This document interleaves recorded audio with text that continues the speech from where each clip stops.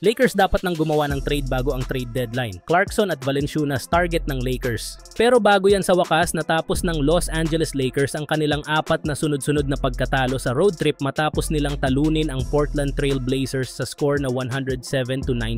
Sa kabila ng kawalan ni LeBron James dahil sa kanyang injury sa kaliwang paa, mas naging kulang pa ang roster ng Lakers. Dahil dito, kinailangan nilang isama ang rookie na si Quincy Olivari, isang two-way contract player na nagtala ng kanyang unang NBA points kanina. Sa ikalawang quarter, nang magtabla ang score sa 25, pumukol si Olivari ng isang 3-point shot na nagbigay ng kalamangan sa Lakers at nagbigay din sa kanya ng unang puntos sa NBA. Matapos ang laro, ibinahagi ni Olivari ang kanyang pangarap tungkol sa dami ng puntos na nais niyang maitala sa kanyang career. Sa laban kontra Blazers, 3 puntos lamang ang naiambag ni Olivari sa 8 minutong paglalaro matapos ang 3 attempt na tira. Bago ang laro ng Lakers kontra Blazers, naglaro si Olivari para sa South Bay Lakers sa G League. Ito ang kanyang unang laro matapos ang 5 laro na pagliban dahil sa ankle injury. Sa G League, naging kahanga-hanga si Olivari, nagtala ng 18.6 points, 3.4 rebounds at 4.4 assists kada laro. May shooting splits na 38.6% sa field, 40.7%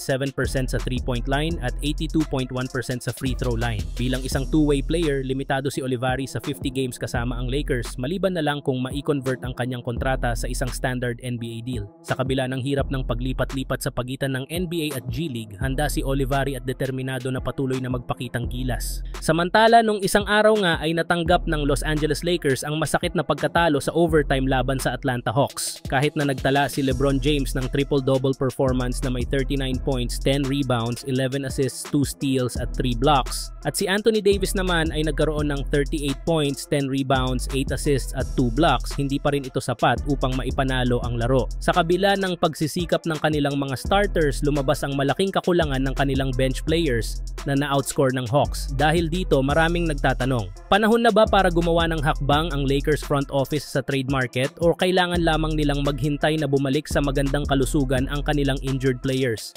Ayon kay LeBron, mahirap talagang manalo kapag wala ang ilan sa kanilang top players tulad nina Austin Reeves, Jared Vanderbilt, Christian Wood at Jackson Hayes. Ang starters ng Lakers kapag kumpleto ay madalas na na-outscore ang kalaban, ngunit ang kanilang bench ay palaging nahuhuli. Malinaw na kailangan nila ng mas maaasahang bench players para makasabay sa malalakas na teams sa Western Conference. Isa sa mga posibilidad ay ang pag-target sa mga tulad ni Jonas Valanciunas upang palakasin ang kanilang depth. Sa ganitong senaryo, maaaring malipat si Rui Hachimura sa bench na posibleng maging instant offense para sa Lakers. Isa pang potensyal na galaw ay ang pagkuha kay Jordan Clarkson na kilala sa kanyang scoring ability. Kung makukuha nila si Clarkson, magkakaroon sila ng 2 bench players na kayang umiscore ng hanggang 20 points bawat laro kasama si Hachimura. Gayunpaman, upang maisakatuparan ng ganitong trade, maaaring kailanganin nilang isakripisyo si D'Angelo Russell o iba pang assets. Kaya't ang tanong para sa Lakers, maghihintay ba sila sa pagbabalik ng kanilang injured players o gagawa ng agarang hakbang upang maayos ang kanilang bench issues?